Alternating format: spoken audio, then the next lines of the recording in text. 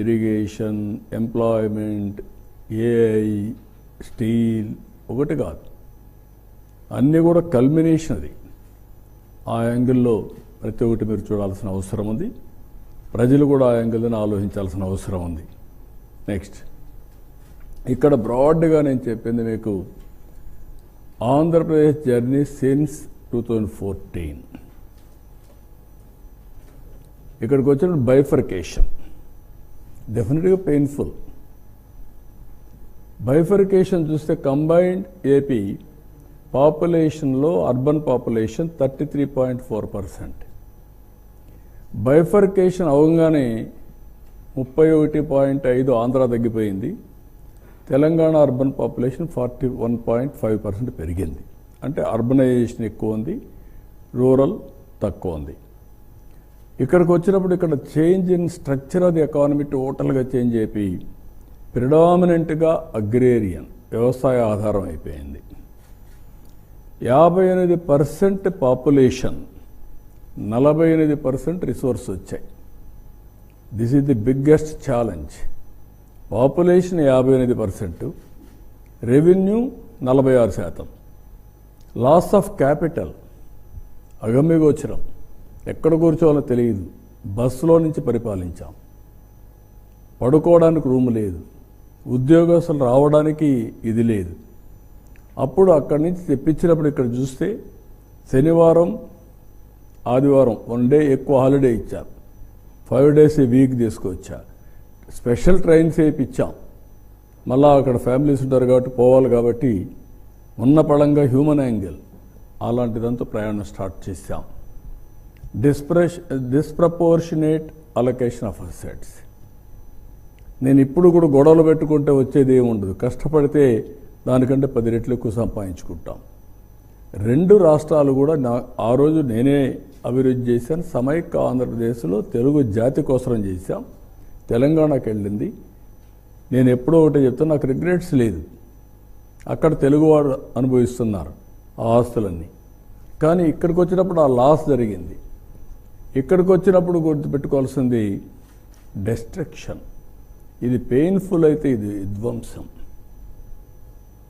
Painful భరించగలుగుతాం, విధ్వంసాన్ని psychological trauma కూడా అంత భయంకరంగా జరిగే పరిస్థితి వచ్చింది. డిక్లైన్ ఆఫ్ స్టేట్ ఎకానమీ దీనివల్ల, ఎరోజన్ ఆఫ్ ఇన్స్టిట్యూషన్స్, ఎక్కడ చూసినా miss governance, decline of మొరేల్. Officers కానీ పాలిటీషియన్స్ కానీ పబ్లిక్ కానీ భయపడిపోయి మొరేల్ లేకుండా ఏ పని చేయాలన్నా మేము చేయలేము అనే పరిస్థితికి వచ్చేసారు. Vandalism, deterioration of law and order. Road మీదకు రావాలంటే భయం, వస్తే తిరిగిపోయే పరిస్థితి లేదు. ఎన్ని జరగాలో అన్ని జరిగాయి. పేపర్ల మీద, మీడియా మీద, అందరి మీద దాడులు. బ్రాండ్ ఆంధ్రప్రదేశ్ డ్యామేజ్ అయింది. ఒక వ్యక్తి డ్యామేజ్ అయితే పర్వాలేదు, కానీ బ్రాండ్ ఏపీ ఎవరైనా ఎక్కడన్నా పోతే మీది ఏ రాష్ట్రం అంటే ఆంధ్రప్రదేశ్ అంటే చిన్న చూపు చూసేవాళ్ళు. That is dangerous humiliation. మీ రాజధాని ఏదంటే 3 రాజధానులు అంటే నవ్వేవాళ్ళు.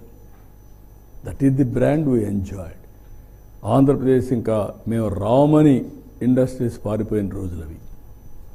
ఇక్కడికి వచ్చినప్పుడు historical mandate to NDA, revival, rebuilding start చేశాం.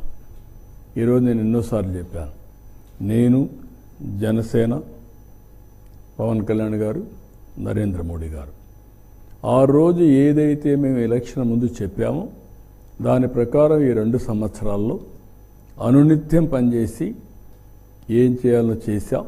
కొంతవరకు సెట్ చేయగలిగాం. Reviving brand Andhra.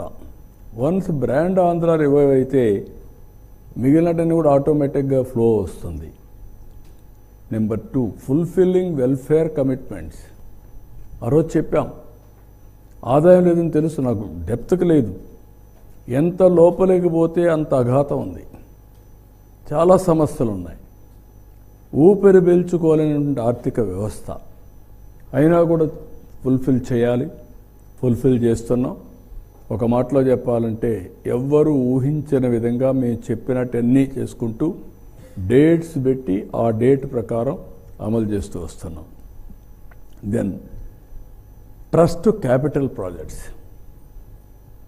నేను ఎప్పుడూ చెప్పాను, ఎప్పుడు కూడా ఆదాయం రావాలంటే అభివృద్ధి జరగాలి, అభివృద్ధి జరగాలంటే పెట్టుబడులు పెట్టాలి, క్యాపిటల్ మీద పెట్టుబడులు పెట్టాలి. ఈ 3 డిస్ట్రాయ్ అయినాయి. ఇప్పుడు రివైవ్ చేసాం, ఎక్కువ క్యాపిటల్ ప్రాజెక్ట్స్ తీసుకొచ్చాం. ఇంకొక పక్కన progressive policies and technologies for future and sustainability. Sustainability లేకుండా ఏ పని చేసినా కాదు, దానికి కూడా తీసుకొచ్చాం.